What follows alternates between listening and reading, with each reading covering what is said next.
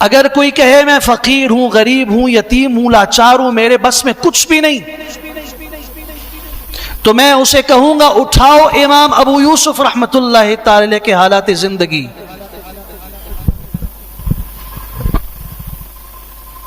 جس کا باپ دنیا سے چلا گیا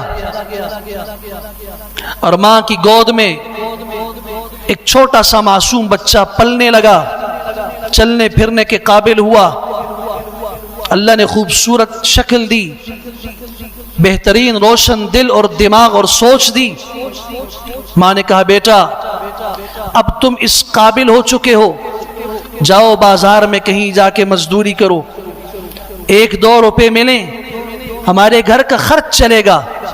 آج تک بڑی مشکل سے میں نے تمہیں پالا ہے، تم نہیں سمجھ سکتے کہ یتیمی کا درد کیا ہوتا ہے، تم نہیں سمجھ سکتے کہ بیوگی کا دکھ کیا ہوتا ہے. جاؤ کچھ 1-2 روپے کما کے روٹی دال اور اس کھانے کا کچھ انتظام کرو. ابو یوسف گھر سے نکلتے ہیں، مسجد کے پاس سے گزر ہوتا ہے، جم غفیر بیٹھا ہوا، بیچ میں ایک استاد مسند پہ بیٹھ کے انہیں دین سکھا رہے ہیں.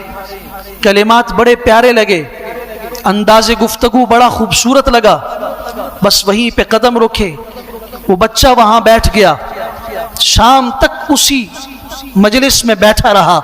بیچ میں ظہر کی نماز ہوئی، عصر کی نماز ہوئی، مغرب کی نماز ہوئی، نمازیں پڑھی، بیچ میں دروس چلے، کچھ تھوڑا سا وقفہ ہوتا رہا، مگر یہ بچہ وہیں بیٹھا رہا.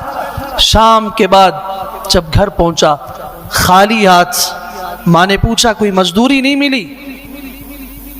جس مقصد کے لیے بھیجا تھا کیا لائے ہو؟ ہاتھ دیکھے، یوں لگا، کپڑوں کو دیکھا، محسوس ہوا کہ اس نے کام کوئی نہیں کیا، فارغ رہا ہے. چلو ماں خاموش ہو گئی. ہو سکتا ہے ملازمت مزدوری نہ ملی ہو. دوسرے دن یہی حال، تیسرے دن یہی حال. آخر ماں نے پوچھا بیٹا کیوں، کیا کرتے ہو، شام تک زندگی کیسے گزارتے ہو؟ اس بچے نے کہا کیا کہوں ماں، آپ نے مجھے گھر سے بھیجا، میں ایک مسجد کے پاس سے گزرا، مسجد میں جم غفیر بیٹھا ہوا، وہاں ایک محدث فقیہ صاحب علم لوگوں کو اللہ کے رسول صلی اللہ علیہ وسلم کا دین سکھا رہے تھے. میں تو وہاں بیٹھا رہا ہوں، کل بھی وہاں بیٹھا، اگلے دن بھی وہاں بیٹھا، آج بھی وہیں سے ہو کے آ رہا ہوں. مجھے وہ مجلس اتنی پیاری لگی کہ میرے قدم اس سے آگے بڑھ نہیں سکے. ماں نے بچے کو اگلی صبح انگلی سے پکڑا، غصے سے سرخ ہو کے آئی، اور امام ابو حنیفہ رحمت اللہ تعالی درس دے رہے تھے. کہا اماں جی یہی وہ عالم ہیں، انہی کے درس میں 3 دن میرے گزرے ہیں.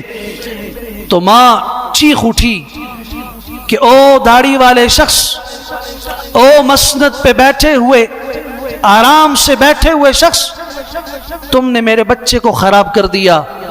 میں بیوہ عورت ہوں، یہ یتیم بچہ ہے، میں اسے مزدوری کے لیے بھیجتی ہوں، تم اسے اپنے درس میں بٹھا دیتے ہو، تمہیں کیا پتا کہ ہمارے گھر کا خرچہ کون چلائے گا؟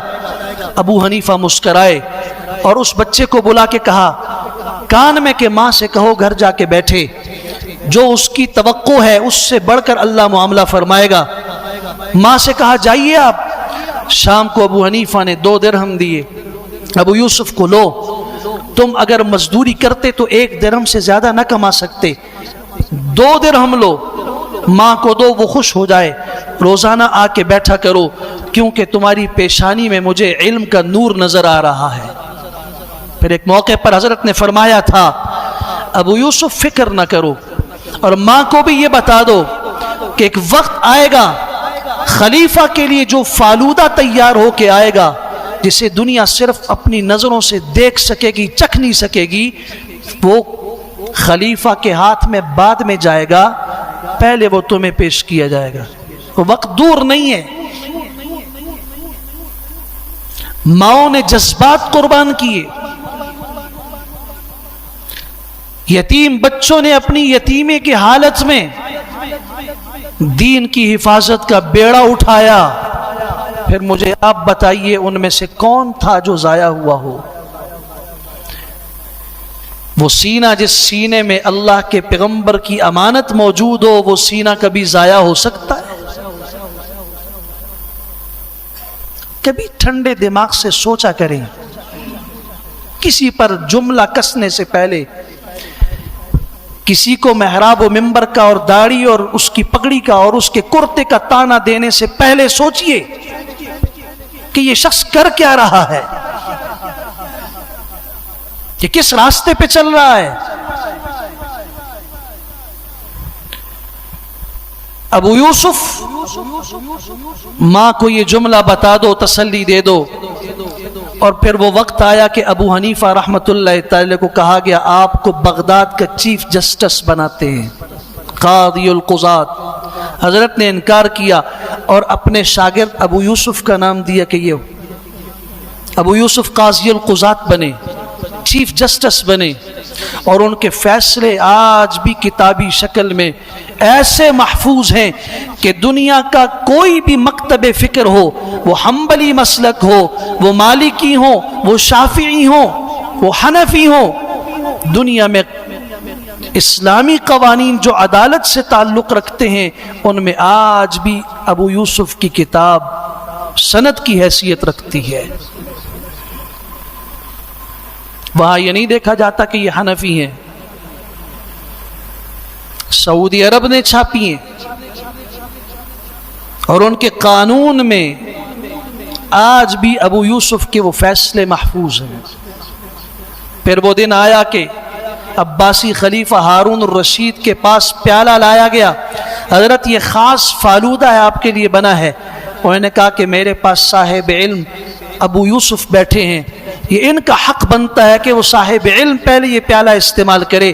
اس وقت ابو یوسف کی آنکھوں سے آنسو جاری ہوئے، پوچھا گیا آپ کیوں رو رہے ہیں؟ فرمایا اس لیے مجھے اپنے استاد ابو حنیفہ کا وہ جملہ یاد آ گیا، کاش آج میری ماں زندہ ہوتی، میں اس کے پاس دوڑ کے جاتا اور اسے بتاتا کہ میرے استاد کے وہ جملے اللہ نے کیسے پورے کیے۔